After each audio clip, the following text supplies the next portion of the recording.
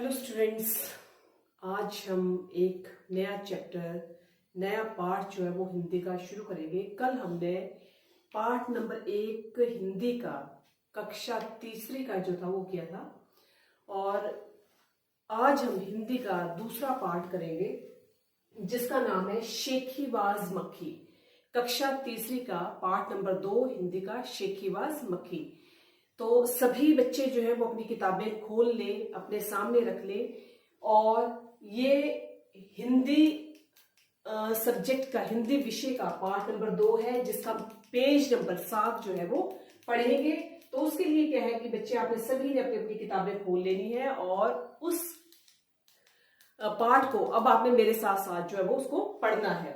शेखीबाज मक्खी। अब शेखीबाज क्या होता है बेटे? शेखीबाज अभिमानी मक्खी। ये जो कहानी है वो किसके ऊपर निर्भर कर रही है? अभिमानी मक्खी के ऊपर, शेखीबाज मक्खी के ऊपर। तो अब हम शुरू करते हैं इस पाठ को बेटे। एक था जंगल। उस जंगल में शेर भोजन करके आराम कर रहा था। एक जंगल था, बहुत बड़ा जंगल था। उस जंगल में एक शेर था और वो शेर भोजन कर आराम कर रहा था। इतने में एक मक्खी उड़ती उड़ती वहां पर आई। एक मक्खी उड़ती उड़ती वहां आ पहुंची। शेर जो था वो 2-3 दिनों से नहाया नहीं था। 2-3 दिनों से नहाया नहीं था, ये 2-3 दिनों से स्नान नहीं किया था। इसलिए मक्खी शेर के कान में आकर क्या करने लगी? एकदम आकर उसके कान के पास आकर भिन भिन करने लगी। और शेर जो था उसको बड़ी मुश्किल से नींद आई थी, क्योंकि अभी शेर आराम कर रहा था। आराम करते करते उसको बड़ी मुश्किल से जो थी नींद आई थी और जैसे ही नींद आई वैसे ही मक्खी जो थी उसके कान के पास जाकर भिन भिन करने लगी। और शेर ने क्या किया? उसने पंजा उठाया, मक्खी उड़ गई। जैसे ही शेर ने पंजा उठाया वैसे ही मक्खी उड़ गई। लेकिन फिर से शेर के कान के पास भिन भिन शुरू हो गई।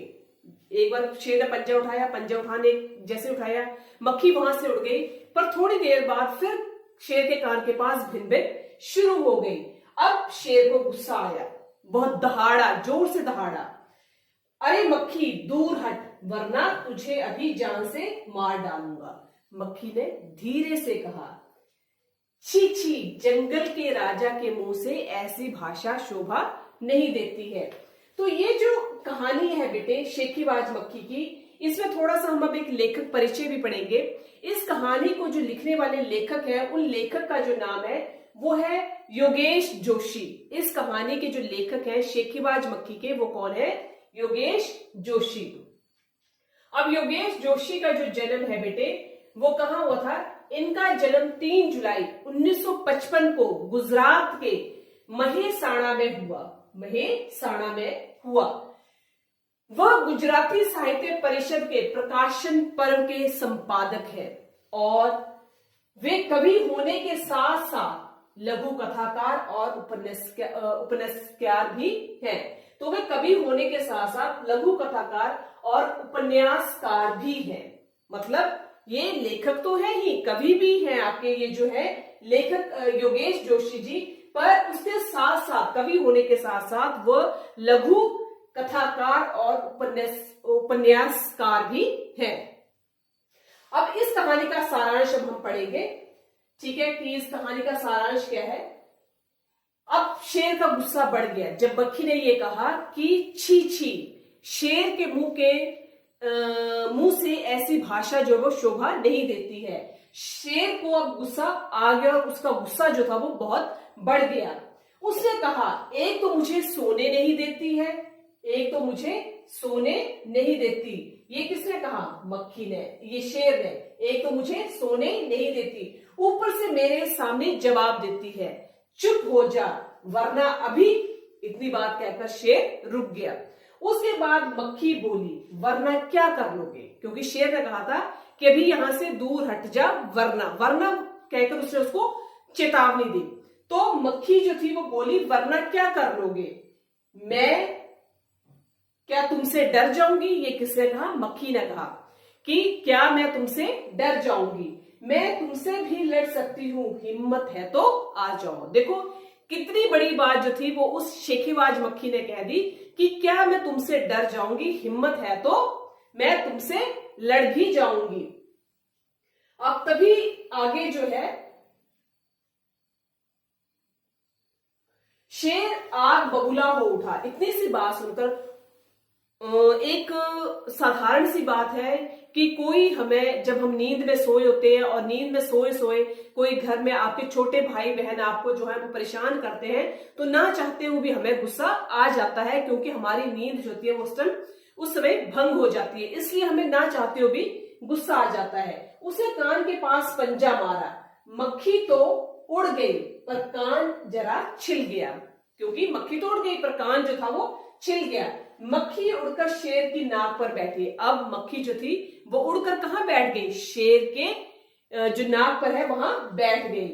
अब शेर ने फिर मक्खी को पंजा मारा पर मक्खी फिर उड़ गई।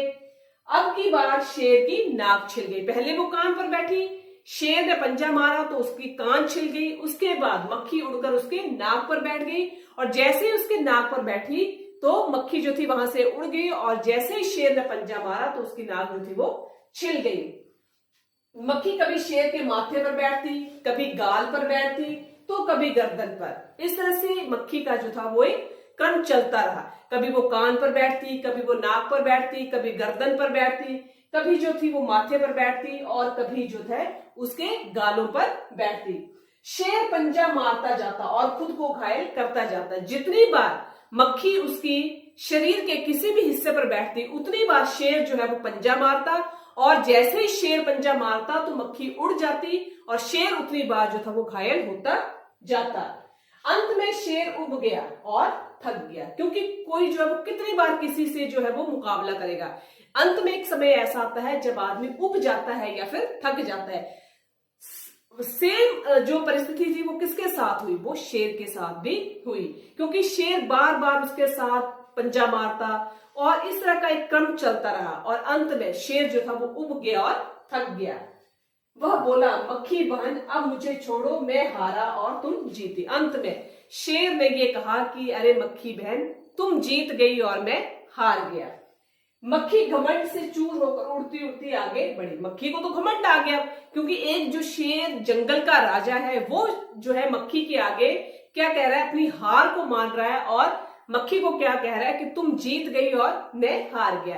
इससे क्या हुआ कि जो मक्खी थी उसमें वो जो था घमंड बहुत ज्यादा भर गया। सामने एक हाथी मिला। अब मक्खी को सामने क्या मिल गया? शेर से मतलब मुकाबला करने के बाद उसके बाद मक्खी को जो है वो एक हाथी मिला। मक्खी ने कहा, अरे हाथी मुझे प्रणाम कर। उसने हाथी को क्या कहा कि मुझे प्रणाम कर, मैंने जंगल के राजा शेर को हराया है, इसलिए तुम मुझे प्रणाम करो, क्योंकि जंगल का जो एक राजा होता है शेर, मैंने उसको हरा दिया है, अब तुम भी मुझे प्रणाम करो, इसलिए जंगल में अब मेरा राज चलेगा। हाथी ने सोचा, अब मक्खी ने क्या कहा कि अब शेर को मैंने हरा दिया है, अब पूरे जंगल में जो है वो मेरा ही राज चलेगा।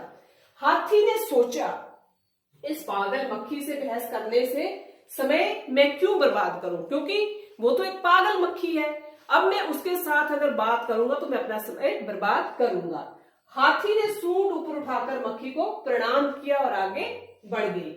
मतलब हम किसी के साथ अगर बातों में उलझते जाएंगे तो वो हमारे समय की बर्बादी होती है।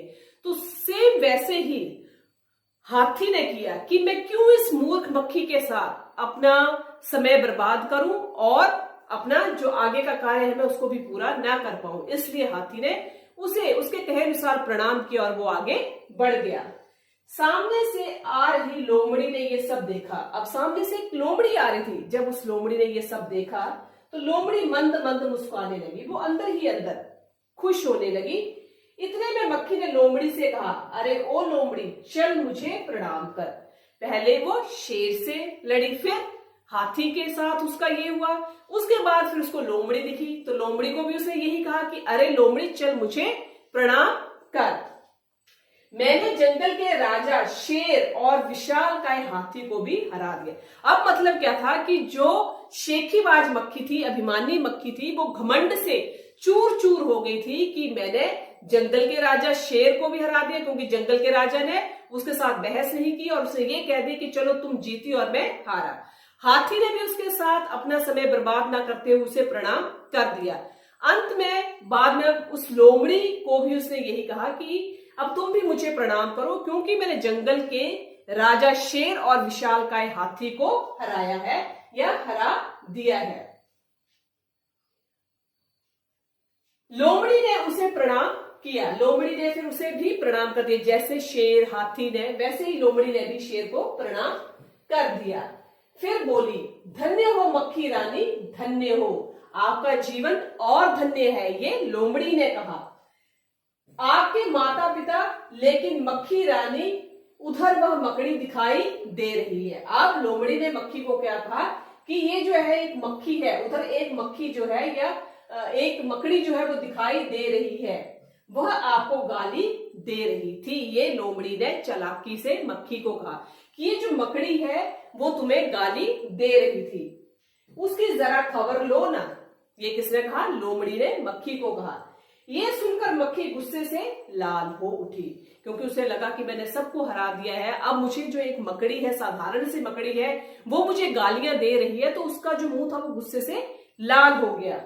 मक्खी बोली, उस मकड़ी को तो मैं चुटकी बजाते ही खत्म कर दूंगी, क्योंकि वो अभिमान से, घमंड से भर चुकी थी। ये कहते हुए मक्खी मकड़ी की तरफ झपटी और मकड़ी के जाले में फंस गई। जैसे ही वो मकड़ी की तरफ झपटी, वो मकड़ी के जाले में खुद ही फंस गई। जाले से छूटने की ज्यों ज्यों कोशिश करती गई, त्यों त्यों वो और अधिक मकड़ी के जाले में फंसती गई। अंत में वह थक गई और हार गई। यह देखकर लोमड़ी मंद मंद मुस्कुराती हुई वहां से चलती बनी। फिर क्या हुआ आगे? तो यहां तक ये कहानी थी बेटे हमारी कि जो अभिमानी होता है उसका सर जो होता है वो हमेशा नीचा रहता है। हमें अभिमान है। हमें अब इस कहानी से क्या शिक्षा मिली? हमें इस कहानी से ये शिक्षा मिली कि हमें जरूरत से ज्यादा अपने ऊपर अभिमान नहीं करना चाहिए, हमें घमंड नहीं करना चाहिए, क्योंकि अभिमानी का सर या घमंडी का सर जो था वो हमेशा नीचा होता है। अब इस कहानी से यही हमें शिक्षा मिलती है कि हमें कभी भी खुद पर अभिमान या घमंड नहीं करना चाहिए, क्योंकि हम जितना अभिमान या घमंड अपने ऊपर करेंगे उतना ही हम उस दलदल में फंसते जाते हैं। अब हम क्या करेंगे बेटे? हम इस पाठ से संबंधित कुछ शब्दार्थों को करेंगे। अब पहला शब्द है हमारा उब। उब का मतलब होता है थक जाना। अगर हम इस वाक्य में प्रयोग करें तो मैं आज खेलकर बहुत उब गया हूं, मैं आज खेलकर बहुत थक गया हूं। मुश्किल, मुश्किल का अर्थ क्या होता है? कठिन। रानी को यह प्रश्न करने में मुश्किल हो रही है, क्योंकि जो प्रश्न है वो बहुत कठिन है और रानी को उस प्रश्न को करने में बहुत मुश्किल हो रही है। अगला प्रश्न है विशालकाय। विशालकाय का अर्थ होता है आकार में बहुत बड़ा। जैसे हाथी जो है वो आकार में बहुत बड़ा होता है। अब हाथी एक विशालकाय जानवर है। हाथी एक विशालकाय जानवर है। अगला हमारा शब्द है घायल। घायल का जो अर्थ होता है वो है जख्मी। वह पक्षी घायल पड़ा है। वह पक्षी घायल पड़ा है। प्रणाम। जब भी आपके घर में कोई आता है तो आप सभी उनको नमस्ते करते हैं, तो प्रणाम का जो अर्थ होता है वो नमस्ते। तो हमें बड़ों को हमेशा क्या करना चाहिए? प्रणाम करना चाहिए। मंद मंद, धीरे धीरे। कछुआ हमेशा आपने देखा होगा कि वो मंद मंद चलता है। धन्य, धन्य का अर्थ है भाग्यशाली। तो अजय तुम बहुत धन्य हो, रानी तुम बहुत धन्य हो। भाग्यशाली, अजय तुम बहुत धन्य हो। नमस्ते, ठीक है। लास्ट जो हमारा शब्द है वो है जवाब। जवाब का अर्थ होता है उत्तर। मुझे इस सवाल का जवाब देकर बताओ। तो ये यहाँ पर हमारे शब्दार्थ हो गए और शब्दार्थों के साथ साथ हमने उनका वाक्यों में भी प्रयोग कर लिया। अब उसके बाद हमारे प्रश्न उत्तर है बेटे, शेखीबाज का क्या मतलब होता है? शेखीबाज का मतलब होता है या तो बहुत बातें करना या फिर गुस्सा करना, घमंड करना। तो इनमें से शेखीबाज का क्या अर्थ है? तो शेखीबाज का अर्थ है घमंड करना। घमंड करना, ये शेखीबाज का अर्थ है घमंड करना।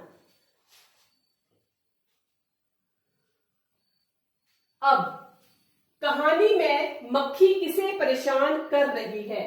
कहानी में मक्खी किसे परेशान कर रही है? शेर को, लोमड़ी को या मकड़ी को? तो कहानी में जो मक्खी है वो शेर को क्या कर रही है? परेशान कर रही है, शेर को। लोमड़ी कैसी होती है? सीधी साधी, चालाक या फिर शेखीबाज? तो लोमड़ी जो होती है वो क्या होती है? चालाक होती है। लोमड़ी एक बहुत चालाक जानवर है। कहानी में शेखीबाज कौन है? मकड़ी, लोमड़ी या फिर मक्खी? तो कहानी हमने पूरी जो है वो विस्तार से पढ़ ली है, कहानी का सारांश पढ़ लिया है। तो कहानी में जो सबसे शेखीबाज है वो कौन है? मक्खी। कहानी में शेखीबाज कौन है? मक्खी। कहानी में सबसे अच्छा कौन और क्यों लगा? आपने कहानी पढ़ी तो कहानी में आपको सबसे अच्छा कौन लगा, और अगर वो अच्छा लगा तो क्यों लगा? कहानी में जो हमें सबसे अच्छा लगा वो कौन लगा? लोमड़ी लगी। कहानी में सबसे अच्छा कौन सा पात्र लगा हमें? लोमड़ी का लगा। क्यों लगा? क्योंकि उसने बहुत ही समझदारी और चालाकी से घमंडी मक्खी को मकड़ी के जाल में फंसा दिया। क्योंकि अगर जो लोमड़ी है वो अपना दिमाग नहीं लगाती, अपनी चालाकी नहीं दिखाती, अपनी सूझबूझ नहीं दिखाती, तो मक्खी जो थी वो कभी भी मकड़ी के जाले में नहीं फंसती। मकड़ी के जाल में फंस जाने के बाद क्या हुआ? जब मक्खी मकड़ी के जाल में फंस गई और वो जितना बाहर निकलने की कोशिश करती उतनी ही वो मकड़ी के जाल में फंसती जाती। अंत में वो जाल में फंस गई और मर गई। तो इस तरह से जो मक्खी थी उसका अंत हुआ, क्योंकि वो जितनी कोशिश उस मकड़ी के जाले से निकलने की कर रही थी उतनी ही ज्यादा वो मकड़ी के जाले में फंसती जाती। अंत में क्या हुआ कि वो उस मकड़ी के जाले में फंस गई और वह मर गई। कहानी शेखीबाज मक्खी के आधार पर बताओ कि नीचे दिए गए शब्द किसके लिए लिख सकते हैं? घमंडी शब्द जो उसको लिख सकते हैं मक्खी को। समझदार शब्द किसको लिख सकते हैं? हाथी को, क्योंकि हाथी जो था वो उस मक्खी के साथ उलझा नहीं, और जैसे उसने कहा कि मुझे प्रणाम करो तो हाथी ने उसे प्रणाम कर दिया। तो समझदार कौन था? हाथी। डरपोक कौन था? शेर, क्योंकि वो जितने ज्यादा पंजे उस मक्खी के ऊपर मारता गया उतनी ही ज्यादा वो अपने आप को घायल करता गया। तो इस कहानी में जो शेखीबाज मक्खी के आधार पर जो डरपोक शब्द है वो किसके लिए लिखा गया है? शेर के लिए। और सबसे चतुर शब्द जो है इस कहानी में शेखीबाज मक्खी में जो सबसे चतुर शब्द जो लिखा गया है वो किसके लिए लिखा गया है? वो लिखा गया है लोमड़ी के लिए। तो सबसे ज्यादा जो चतुर शब्द जो है शेखीबाज मक्खी में लिखा गया है वो किसको लिखा गया है? लोमड़ी को। अभ्यास प्रश्न है, जब आपको कोई गहरी नींद से जगा देता है तो आप क्या करते हैं? अक्सर जब मेरी माँ मुझे गहरी नींद से जगाती है तो मैं उन्हें कहता हूं कि मुझे थोड़ी देर और सोने दो, क्योंकि जब बच्चे छोटे छोटे होते हैं उनकी माँ उनको जगाती है या उनकी मम्मियां उनको जगाती हैं तो बच्चे जो है वो मम्मी को बड़े प्यार से बोलते हैं कि थोड़ी देर मुझे और सोने दो। आप अक्सर क्या करते हुए उब जाते हैं? मैं अक्सर अपने छोटे भाई बहनों को मनाते हुए उब जाते हैं, क्योंकि कई बार क्या होता है कि जब छोटे भाई बहन होते हैं तो जब हम उनको डांटते हैं तो वो रूठ जाते हैं। तो अक्सर बड़े भाई बहनों का जो समय होता है वो अपने छोटे भाई बहनों को मनाने में निकल जाता है और वो उस बात से उब जाते हैं। मक्खी खुद पर घमंड कब करने लगती है? जब मक्खी शेर को बहुत परेशान कर देती है। जब मक्खी शेर को बहुत परेशान कर देती है तो अंत में शेर जो थक कर मक्खी के सामने अपनी हार मान लेता है। इस बात से मक्खी जो है वो खुद पर बहुत घमंड करने लगती है, क्योंकि अंत में शेर कह देता है मक्खी बहन तुम जीती और मैं हारा। इस बात को सुनकर जो मक्खी थी उसमें बहुत घमंड आ जाता है। अब हम चलते हैं अगले अभ्यास के ऊपर। अगला अभ्यास जो है हमारा वो क्या है? अगला अभ्यास है हमारा कैसी लगी कहानी। हमने कहानी विस्तार से पढ़ी, कहानी का सारांश भी पढ़ लिया। उसके बाद अब हम जो अगले विषय पर आ रहे हैं इस अभ्यास के वो है कि ये कहानी कैसी लगी। कक्षा में साथियों के साथ बातचीत करो। कक्षा में जब आपके साथ साथी बैठे होते हैं उन साथियों के साथ आप बातचीत करो और बातचीत करते हुए तुम उनसे ये प्रश्न करो तुम्हें कहानी में कौन सबसे अच्छा लगा और क्यों। कहानी में जो पात्र थे शेर, हाथी, लोमड़ी, मक्खी और मकड़ी। तो इन सब पात्रों में आपको सबसे अच्छा पात्र जो है वो कौन सा लगा? तो इस कहानी में जो हमें सबसे अच्छा पात्र लगा वो कौन सा लगा? लोमड़ी लगी। अब हमें ये कहानी में लोमड़ी सबसे अच्छी क्यों लगी? क्योंकि लोमड़ी जो थी उसने बड़ी चालाकी के साथ क्या किया? मक्खी को मकड़ी के जाले में फंसाकर उसके व्यर्थ के घमंड को चूर चूर कर दिया। और जैसे ही मक्खी मकड़ी के जाले में फंसी और अपने आप को वो बाहर निकालने की कोशिश करने लगी, वैसे वैसे जो मक्खी थी वो मकड़ी के जाले में फंसती गई और अंत में वो वहां मर गई। तो इस कहानी में जो हमें सबसे अच्छा पात्र जो लगा वो किसका लगा? हमें वो लगा लोमड़ी का, क्योंकि लोमड़ी बहुत होशियार थी और उसने होशियारी से मक्खी को मकड़ी के जाले में फंसाकर व्यर्थ के घमंड को चूर चूर कर दिया। अगला है हमारा मक्खी मकड़ी के जाल में फंस गई थी। हम सब जानते हैं कि मक्खी जो थी वो मकड़ी के जाले में फंस गई थी और वो चाहकर भी उस मकड़ी के जाले से बाहर नहीं निकल पाई थी।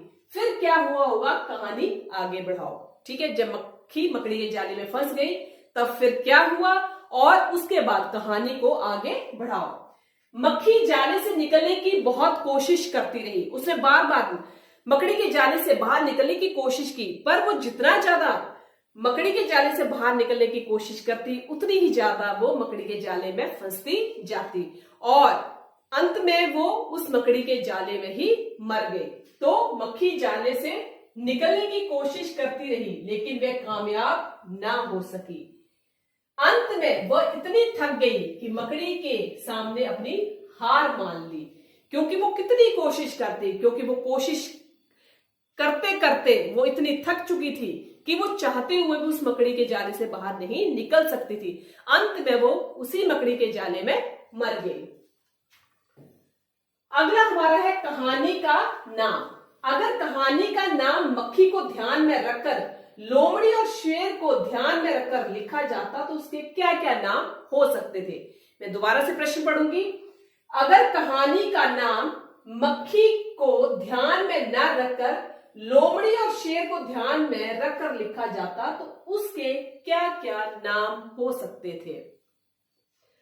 अगर कहानी का नाम मक्खी को ध्यान में न रखकर लोमड़ी और शेर को ध्यान में रखकर लिखा जाता तो उसके जो और नाम हो सकते थे वो क्या क्या नाम हो सकते थे?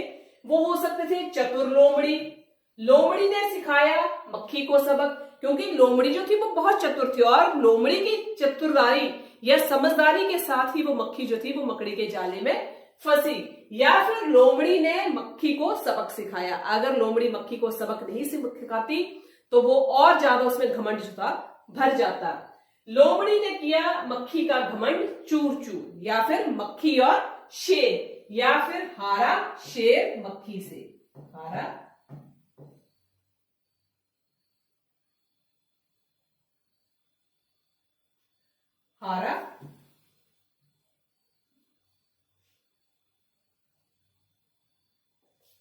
शेर मक्खी से। हारा शेर मक्खी से। तो ये नाम जो थे वो हो सकते थे। अगला प्रश्न है, अब तुम कहानी के लिए एक और नया शीर्षक सोचो। कहानी के किसी पात्र पर नहीं होना चाहिए, कहानी की किसी घटना के बारे में शीर्षक हो सकता है। अब तुम्हें कहानी के लिए एक और नया शीर्षक सोचना है, पर वो शीर्षक जो है वो कहानी के पात्र पर नहीं होना चाहिए। वो शीर्षक किसके बारे में होना चाहिए? किसी घटना के बारे में हो सकता है जो आपकी जिंदगी में कभी कोई घटना घटी हो या किसी और की जिंदगी में कभी कोई घटना घटी हो, तो उस घटना के ऊपर उस शीर्षक का नाम हो सकता है। तो उस घटना का जो शीर्षक है वो क्या हो सकता है?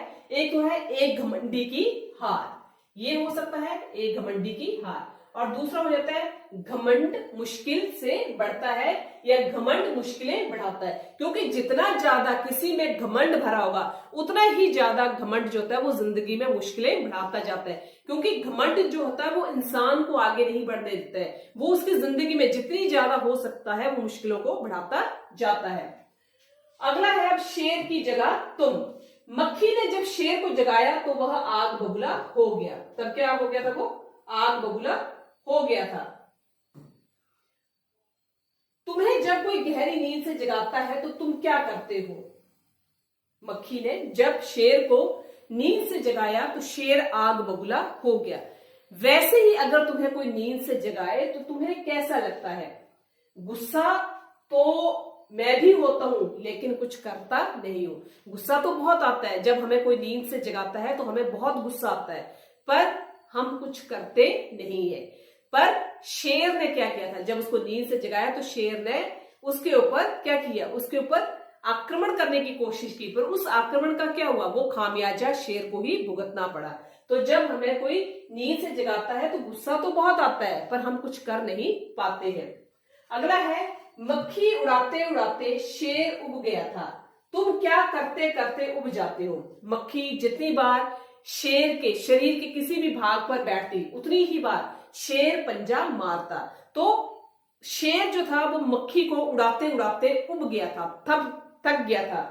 तो वैसे ही अगर तुम्हें कोई ऐसा करे तो तुम क्या करते हो, या तुम क्या करते करते उब जाते हो? मैं अपनी छोटी बहन को मनाते मनाते उब जाता हूं, क्योंकि जब घर में हमारे छोटे भाई बहन होते हैं तो हम उनको मनाने की कोशिश करते हैं। मम्मी पापा जो होते हैं वो अपने बच्चों को मनाने की बहुत कोशिश करते हैं, तो हम अपने छोटे भाई बहनों को मनाते मनाते उब जाते हैं, मनाते मनाते उब जाते हैं। अगला प्रश्न है बेटा, मान लो तुम शेर हो। मान लो तुम शेर हो, मानना है, हकीकत में तुम शेर नहीं हो। मान लो तुम शेर हो, मक्खी ने तुम्हारे साथ जो कुछ भी किया वह लोमड़ी को बताओ। मान लिया कि तुम शेर हो, अब मक्खी ने जो कुछ तुम्हारे साथ किया था वो आपने किसको बताना है? लोमड़ी को बताना है। लोमड़ी बहन मैं बहुत दुखी हूं। शेर ने क्या कहा? मानना है हमने कि हम शेर हैं, अगर हम शेर होंगे तो हम लोमड़ी से अपनी वार्तालाप आगे कैसे करेंगे? तो क्या कहा शेर ने? जो माना हुआ शेर है, लोमड़ी बहन मैं बहुत दुखी हूं। क्यों दुखी हूं? क्योंकि मैं एक छोटी सी मक्खी से हार गया हूं। मुझे जैसे जंगल के राजा के साथ, या मुझ जैसे जंगल के राजा के साथ उसने इतना बड़ा दुस्साहस किया, क्योंकि जो एक जंगल का राजा होता है उसके साथ कोई दुस्साहस नहीं करता है, पर फिर भी एक उस छोटी सी मक्खी ने एक जंगल के राजा के साथ बहुत बड़ा दुस्साहस किया। देखने में तो इतनी छोटी है किंतु मुझसे लड़ने को तैयार हो गई। मेरे गुस्से का उस पर कोई असर नहीं पड़ा। वह कभी मेरे कान पर तो कभी मेरी नाक पर तो कभी मेरी गर्दन पर बैठती। जब मैं उसे पंजा मारने जाता तो वह उड़ जाती, पर उस पंजे को मारने से मेरा शरीर घायल हो जाता। मैंने उसकी इन हरकतों से परेशान होकर हार मान ली। जैसे जैसे वो मक्खी उसके शरीर के भाग पर बैठती, शेर पंजा मारता, वह उड़ जाती, शेर का वो हिस्सा जो है वो घायल हो जाता, तो मैंने क्या किया? उसकी इन हरकतों से अंत में मैंने हार मान ली। अंत में क्या किया शेर ने? मैंने हार मान ली। भगवान ने चाहा तो उसका घमंड अवश्य दूर होगा या अवश्य चूर चूर होगा। अगर भगवान ने चाहा तो उसका घमंड जो है वो भविष्य में अवश्य चूर चूर होगा। शेर तो भोजन करके आराम कर रहा था। अब अगला हमारा प्रश्न है, शेर तो भोजन करके आराम कर रहा था। शेर तो भोजन करके आराम कर रहा था। तुम खाना खाकर क्या करते हो? शेर भोजन कर कर आराम कर रहा था, वैसे ही तुम अपनी जिंदगी में जब आप खाना खा लेते हो तो उसके बाद आप क्या करते हो? अक्सर क्या करते हैं बेटे? अक्सर लेट जाता हूं। अक्सर लेट जाता हूं। अक्सर लेट जाता हूं। कभी कभी क्या करते हो? कभी कभी टीवी देख लेता हूं, कभी कभी मोबाइल देख लेता हूं, या कभी कभी मैं जो है वो बागीचे में काम कर लेता हूं। शेर ने भोजन में क्या खाया होगा और तुम क्या खाते हो? शेर जो होता है, जंगल का राजा जो होता है, वो ज्यादातर क्या खाता है? वो मांस खाता है, ज्यादातर क्या खाता है वो, मांस खाता है। और किसका मांस खाता है, हिरण का कच्चा मांस खाता है। जबकि हिरण का क्या खाता है, वो कच्चा मांस खाता है। जबकि हम लोग अपनी जिंदगी में क्या खाते हैं, हम लोग दाल, चावल, रोटी, सब्जी, कड़ी, राजमा, छोले भटूरे इत्यादि जो है वो हम लोग खाते हैं। जबकि जंगल का राजा जो वो उन चीजों को नहीं खाता है। जंगल का राजा तो है वो क्या खाता है, वो मांस खाता है, हिरण का कच्चा मांस खाएगा।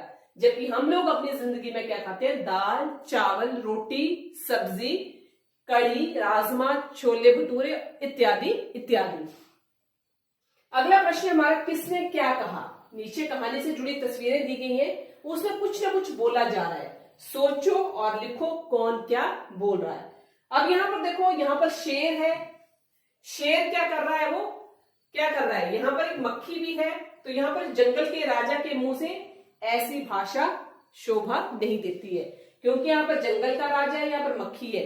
मक्खी ने क्या कहा होगा शेर को, कि जंगल के राजा शेर के मुंह से ऐसी भाषा शोभा नहीं देती है।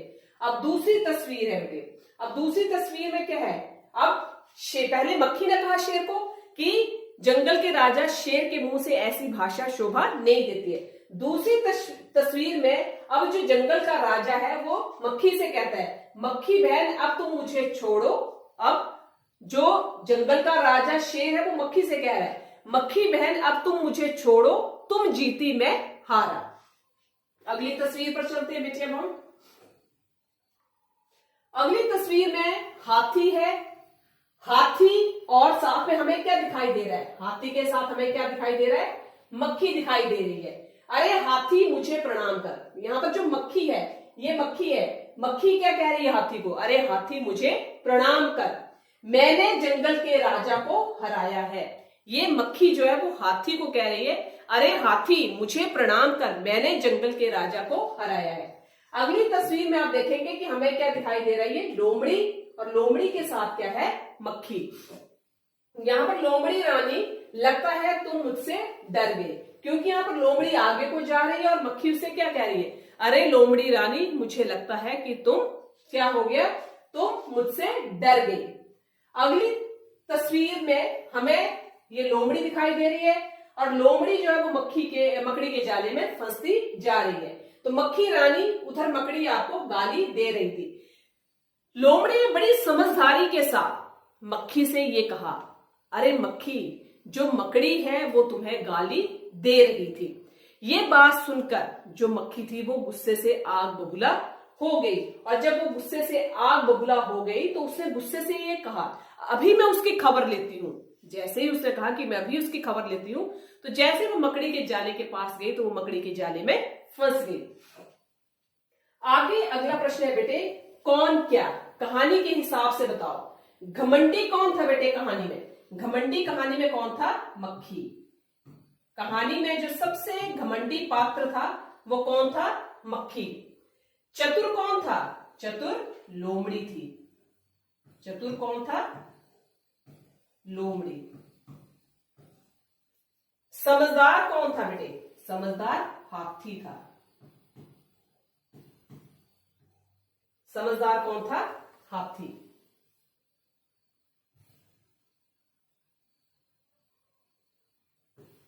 समझदार हाथी।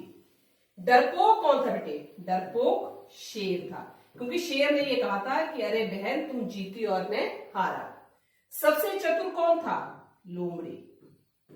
सबसे चतुर कौन था, लोमड़ी। आलसी कौन था, हाथी। आलसी कौन था, हाथी। आलसी कौन है, हाथी। तो इस तरह से कहानी के हिसाब से घमंडी कौन था, मक्खी। चतुर कौन था, लोमड़ी। समझदार कौन था, हाथी। डरपोक कौन था, शेर। सबसे चतुर कौन था, लोमड़ी। और सबसे आलसी जो था वो कौन था, हाथी। अब हम आगे चलेंगे बेटे। चुटकी बजाते ही, चुटकी बजाने का मतलब होता है बहुत जल्दी जल्दी कर लेना। हम कहते हैं चुटकी बजाकर, तो चुटकी बजाने का मतलब क्या होता है, बहुत जल्दी जल्दी कर लेना। तुम कौन कौन से काम चुटकी बजाते ही कर लेते हो? बताओ, तुम कौन कौन से काम हो जो चुटकी बजाते ही कर लेते हो? तो नहाकर तैयार होना तथा दूध पीने का काम जो है वो हम चुटकी बजाकर कर लेते हैं। नहाने के काम के साथ साथ दूध पीना, ये जो काम है इनको हम चुटकी बजाते ही कर लेते हैं। अब तुम अपनी एक टोली बनाओ, तुम में से एक लीडर बनेगा, वह बाकी बच्चों को करने के लिए काम देगा जिसे चुटकी बजाते ही करना होगा। जैसे बाहर से 5-5 पत्तियां लाओ और उनके नाम बताओ, या शेखीबाज मक्खी के पात्रों के नाम बताओ। जो सबसे जल्दी कर ले वह लीडर बने। तो अब तुम अपनी एक टोली बनाओगे, तुम में से एक लीडर बनेगा, क्योंकि काम करने वाला एक ही होता है, जो सबसे काम लेता है वो जो ग्रुप का होता है वो क्या बनता है? लीडर बनता है। जो लीडर होता है वो सबको क्या देता है? दिशा निर्देश देता है। उस दिशा निर्देश के अनुसार, जो लीडर ने दिशा निर्देश दिए होंगे, उन दिशा निर्देशों के अनुसार बाकी जो होते हैं वो क्या करते हैं? कार्य करते हैं। वह बाकी बच्चों को काम करने के लिए काम देगा जिसे चुटकी बजाते करना होगा। जैसे बाहर से 5-5 पत्तियां लाओ और उनके नाम बताओ, या शेखीबाज मक्खी के पात्रों के नाम बताने हैं। तो इस तरह के काम को करने के लिए आपने खुद अपनी तरफ से अपना दिमाग लगाना है कि जो आपके ग्रुप का एक लीडर होगा, वो लीडर आपको क्या करेगा? दिशा निर्देश देगा और उस दिशा निर्देश के अनुसार जो होगा वो आपको कार्य करना होगा। उसके बाद है बेटे रास्ता ढूंढना है। यह मकड़ी उस रास्ते में, यहां पर एक मकड़ी है, ये मकड़ी है, ये मकड़ी उस रास्ते से जाना चाहती है जिस पर चलकर सबसे ज्यादा जाले बने। ये मकड़ी है और ये मकड़ी उस रास्ते पर जाना चाहेगी जिस रास्ते पर चलकर सबसे ज्यादा जो होंगे वो क्या बनेंगे? जाले मिलेंगे। अंदर जाने के लिए 1, 2, 3, 4 और 5 में से कौन सा रास्ता होगा? तो जो इसमें से इजी रास्ता रहेगा सबसे पहले जाने के लिए। अब जो 2 का रास्ता है वो यहां से चल रहा है, ये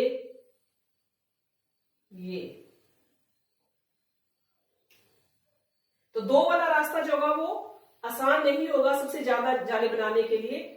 3 वाला जो होगा वो भी आसान नहीं होगा सबसे ज्यादा जाले बनाने के लिए।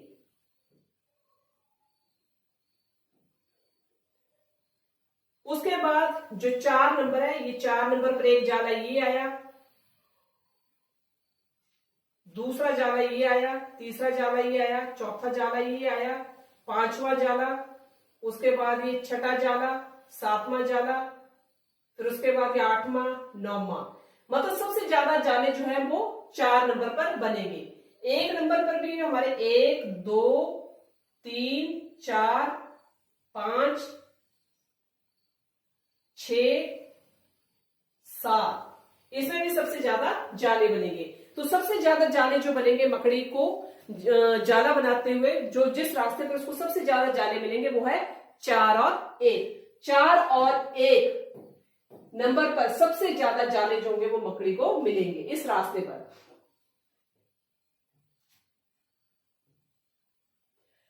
भाषा की बात, अगला प्रश्न है भाषा की बात। इन वाक्यों को अपने ढंग से ढूंढ कर लिखो। शेर आग बबूला हो उठा। शेर आग बबूला हो उठा, इसका मतलब है शेर क्रोधित हो गया। शेर आग बबूला हो उठा का जो मतलब है शेर क्रोधित हो उठा। उसकी जरा खबर लो ना, उसकी जरा खबर लो ना, तो इसका मतलब क्या होगा? जरा उसके पास जाओ, उसकी खबर जरा लो ना, या उसकी जरा खबर लो ना, उसके पास जाओ। अगला है उस मकड़ी को तो मैं चुटकी बजाते ही खत्म कर देती हूं। उस मकड़ी को तो मैं क्षण भर में जान से मार डालूंगी। उस मकड़ी को तो मैं क्षण भर में जान से मार डालूंगी। जंगल के राजा के मुंह से ऐसी भाषा शोभा नहीं देती। जंगल का राजा ऐसी बात नहीं कर सकता है, क्योंकि जो सबसे बड़ा सदस्य होता है परिवार का वो उस तरह की बातें नहीं करता है। तो उसी तरह से जो जंगल का राजा था वो उस औहदे पर था जहां पर वो ऐसी भाषा या इस तरह की भाषा का प्रयोग नहीं कर सकता था। अगला है इनके पास तुमने अक्सर किन किन को उड़ते मंडराते देखा है? जलते बल्लभ के पास, जब आप लोग बल्लभ जगाते हैं तो ज्यादातर देखो उस बल्लभ के पास ज्यादातर क्या क्या चीजें जो होती है वो ज्यादा उड़ती हैं, तो उसके पास ज्यादातर उड़ते हैं कीड़े और छिपकलियां। जलते बल्लभ के आसपास ज्यादातर क्या होता है? कीड़े और छिपकली। सबसे ज्यादा क्या होता है? कीड़े और छिपकली। खेतों में ज्यादातर क्या होते हैं? कीड़े और टिड्डे। कीड़े और टिड्डे ये सबसे ज्यादा कहां पाए जाते हैं? खेतों में। इकट्ठे पानी के ऊपर ज्यादातर क्या होता है? जहां पर पानी खड़ा रहता है हर वक्त, तो उसके ऊपर ज्यादातर मक्खी और मच्छर सबसे ज्यादा होते हैं। फूलों पर क्या मंडराते हैं? मधुमक्खियां और तितलियां जो है वो फूलों पर सबसे ज्यादा मंडराती हैं। कचरे के ढेर पर क्या पाया जाता है? मच्छर और मक्खी। जहां पर कूड़े का ढेर लगा रहता है, कचरे का ढेर लगा रहता है, तो उसके ऊपर आपने देखा होगा कि ज्यादातर मक्खी और मच्छर जो होते हैं वो सबसे ज्यादा भिन भिनाते हैं। हलवाई की दुकान पर जब आप जाते हैं, मिठाइयां खरीदने जाते हैं, तो आपने ज्यादातर देखा होगा कि मिठाइयों के ऊपर जो है वो मक्खियां और मधुमक्खियां सबसे ज्यादा जो होती है वो भिन भिनाती है। और अब हमारा लास्ट प्रश्न इस पाठ का है, कौन है शेखीबाज? कौन है घमंडी? क्या तुम किसी शेखीबाज को जानते हो? कौन है वो किस चीज के बारे में शेखी बगाड़ता है? क्योंकि हर कोई जो होता है कोई ना कोई शेखी जो है वो मारता है। तो आप किसी शेखीबाज को जानते हो? अगर जानते हो तो वह कौन है? अगर उसका नाम है तो किस चीज के ऊपर शेखी मारता है? मैं एक शेखीबाज को जानता हूं, मेरे घर मोहल्ले में रहता है। जो शेखीबाज है जिसको मैं जानता हूं वो कहाँ रहता है? वो मेरे मोहल्ले में रहता है। उसका नाम क्या है? सुमित है। वह पढ़ने में बहुत तेज है, बहुत होशियार है वह पढ़ने में। अतः वह हर समय अपनी तेजी के बारे में शेखी बगाड़ता रहता है। कई बार क्या होता है कि कोई बच्चे जो होते हैं वो पढ़ने में बहुत होशियार होते हैं, पर वो उस होशियारी के लिए क्या होता है, वो हमेशा क्या मारते रहते हैं? शेखी बगाड़ते रहते हैं। तो इस तरह से बेटे आज हमने कक्षा तीसरी का पाठ नंबर 2 हिंदी का शेखीबाज मक्खी के बारे में पढ़ा। सबसे पहले हमने शेखीबाज मक्खी का सारांश, कहानी का सारांश जो है वो हमने पढ़ा। कहानी का सारांश पढ़ने के बाद उस पाठ से संबंधित जो भी हमारे शब्दार्थ थे और उनका हमने वाक्यों में प्रयोग किया, और उसके बाद जो अभ्यास से संबंधित जितने भी प्रश्न थे इस पाठ के वो हमने पूरे कर लिए हैं। अब कल हम आपके साथ एक और नए वीडियो के साथ, नए सब्जेक्ट के साथ, नए चैप्टर के साथ दोबारा हम फिर से मिलेंगे।